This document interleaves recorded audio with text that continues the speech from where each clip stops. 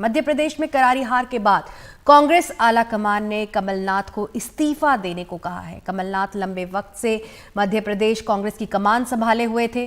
इस बार का चुनाव भी उन्हीं के नेतृत्व में हुआ था, लेकिन कांग्रेस को हार का सामना करना पड़ा और बीजेपी को बड़ी जीत मिल गई। तो इस वक्त की बड़ी खबर जो कि मध्य प्रदेश से आ रही है, कांग्रेस आला कमान ने कमलनाथ को इस्तीफा देने को कहा है। और इस पर ज्यादा जानकारी के लिए हमारे साथ हमारे मैनेजिंग एडिटर मनोरंजन भारती जुड़ रहे हैं। बाबा, कमलनाथ के लिए दोहरा झटका है, पहले हार और अब इस्तीफा।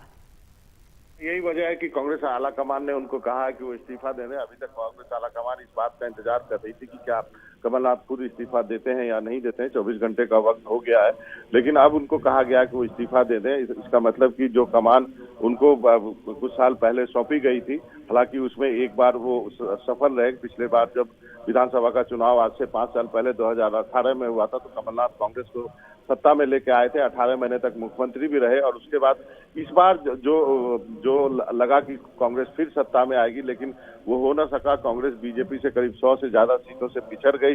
पार्टी की स्थिति बहुत खराब हो गई। कहा गया कि और इस बार कांग्रेस आला कमान इसलिए नाराज है कि कांग्रेस को लगा था कि कमलनाथ ने जो कुछ मांगा उनको दिया गया, फ्री हैंड दिया गया। उम्मीदवारों के चयन में उनकी चली, जिसको कहा वहां से उनको टिकट दिया गया। उन्होंने सेंटर लीडरशिप का दखल मानने से इनकार कर दिया। जो चुनाव प्रचार के लिए जो आजकल एक स्ट्रेटेजी बनाने के लिए जो टीम या कंपनी होती है वो मुहैया कराई गई उनको, वो उसको भी जो है उन्होंने स्वीकार नहीं किया। तो अब ये हालत है कि उनको कह दिया गया है कि वो इस्तीफा दे दें। लेकिन वो अभी चूंकि विधायक हैं, वो छिंदवाड़ा से जीते हैं, तो वो वहां पर फिलहाल लीडर ऑफ अपोजिशन रह सकते हैं, क्योंकि कांग्रेस जो है वो विपक्ष की पार्टी होगी। लेकिन अब ये भी देखना है कि क्या अगले साल जो लोकसभा का चुनाव होगा, तो क्या कमलनाथ को ये कहा जाएगा कि वो अब जो है विधायकी छोड़ दें वहां की और लोकसभा का चुनाव लड़े, जो कि उनके बेटे अभी नकुल जो है नाथ जो है वो वहां से सांसद है।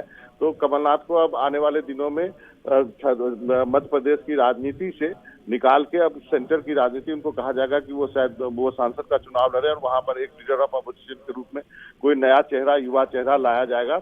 और प्रदेश अध्यक्ष के रूप में भी एक नए चेहरे, युवा चेहरे को लाने की बात कही जा रही है। बाबा, मध्य प्रदेश के बारे में तो आपने बताया, क्या आला कमान की गाज राजस्थान और छत्तीसगढ़ में भी गिर सकती है?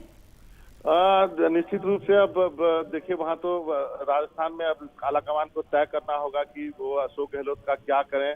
क्या वहां पे पूरी कमान जो है सचिन पायलट को सौंपी जाए, ये इस बात की चर्चा हो चुकी है, क्योंकि अब जो है आला कमान अशोक गहलोत के साथ नहीं जाना चाहेगी अगले चुनाव में। और इसकी मांग बहुत दिनों से की जा रही थी कि राजस्थान में भी बदलाव कर दिए जाए। छत्तीसगढ़ का अभी कहना, तो उसके छत्तीसगढ़ की हार से चूंकि कांग्रेस अभी तक उभरी नहीं है और कांग्रेस को अभी भी लगता है कि बघेल जो है सही बेट हो सकते हैं, लेकिन अब वो लीडर ऑफ अपोजिशन वहां रहेंगे क्योंकि उन्होंने अपनी सीट जीती है। वहां प्रदेश अध्यक्ष जो है वो चुनाव हार गए हैं, तो अब उनके बदले कोई नया प्रदेश अध्यक्ष होगा। लेकिन एक अपडेट मेरे पास तेलंगाना का है। तेलंगाना में कांग्रेस को अपना मुख्यमंत्री चुनना है और उसके लिए डीके शिव कुमार, जो कि हैदराबाद में कैंप किए हुए थे, आज देर रात दिल्ली पहुंच गए हैं और वो जाकर के कांग्रेस के अध्यक्ष मल्लिकार्जुन खड़गे साहब से मिलेंगे और कल फिर वापस जाएंगे हैदराबाद। और उसके बाद जो है कहा जा रहा है कि नए मुख्यमंत्री के नाम के बारे में घोषणा की जाएगी। रेवंत रेड्डी होंगे या कोई नया चेहरा होगा, इस पर फिलहाल सस्पेंस बना हुआ है। बाबा, मेरा अगला सवाल यही था कि सस्पेंस बना हुआ है, लेकिन जिस तरह से तैयारियां हो रही हैं और जैसे कि डीके शिव कुमार दिल्ली पहुंच गए हैं, तो रेवंत रेड्डी के नाम पर जो है काफी चर्चा है। यहाँ रेवंत रेड्डी का नाम आप कह सकते हैं सबसे ऊपर है, क्योंकि और कहा जा रहा है उन्होंने बहुत मेहनत की है। लेकिन रेवंत रेड्डी के साथ एक पुराने कांग्रेसी नहीं है, टीडीपी से होते हुए वो अब आए हैं। उनके ऊपर थोड़ा सा एक ये बात कही जा रही है। कई और नामों की बात है वहां पर कि कौन हो सकता है। फिलहाल इस पर जो है एक कुछ भी कहना जल्दबाजी होगी, इसलिए विधायकों की राय लेने के बाद यहाँ पे आलाकमान के पास आए हैं। यहाँ से बातचीत करके फिर वापस जाएंगे और उसके बाद वहां पर नेता चुना जाएगा। ये कहा जा रहा है कि शायद कल तक या परसों तक जो है जो मुख्यमंत्री या उप मुख्यमंत्री भी होगा, वो कास्ट कम्बिनेशन देखना होगा, उनका शपथ हो और बाकी मंत्रियों की शपथ 9 तारीख को हो, इसकी बात कही जा रही है। जी बाबा, इस पूरी जानकारी के लिए बहुत बहुत शुक्रिया। तो तेलंगाना से भी जुड़ी एक अहम खबर सामने आ रही है। तेलंगाना में कांग्रेस ने सरकार गठन की कवायद शुरू कर दी है, जैसा कि बाबा ने बताया, और कांग्रेस के पर्यवेक्षक दिल्ली आ चुके हैं। डीके शिव कुमार जो हैं वो दिल्ली पहुंच चुके हैं।